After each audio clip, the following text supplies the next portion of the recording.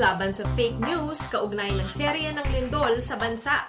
Mariing pinabulaanan ng Philippine Institute of Volcanology and Seismology of PHIVOLCS ang mga kumakalat na haka-haka sa social media na konektado umano ang mga kamakailang lindol sa Luzon, Visayas at Mindanao.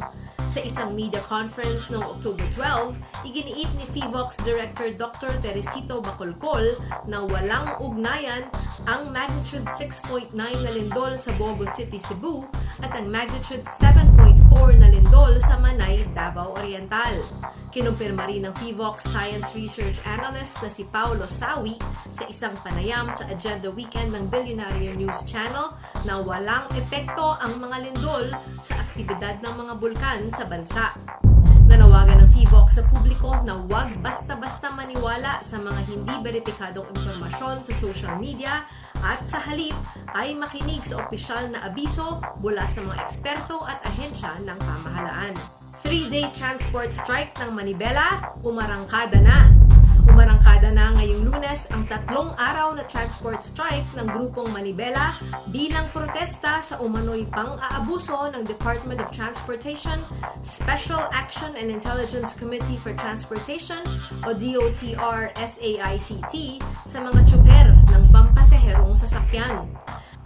Maagang nagtipon ng mga miyembro ng grupo sa Philcoa, Commonwealth Avenue, Quezon City upang ipahayag ang kanilang galit sa patuloy na pagtitiket at pagmumulta sa mga driver kahit kompleto ang dokumento at maayos ang kondisyon ng kanilang mga unit.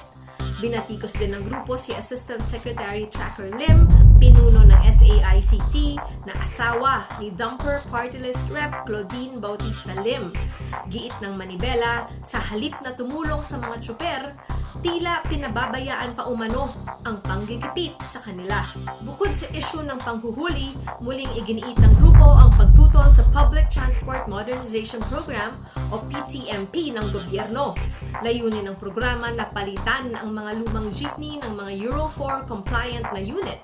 Ngunit umaabot ng mahigit 2 million pesos ang halaga ng bawat modernong sasakyan. Halagang hindi kayang abutin ng karaniwang tsuper.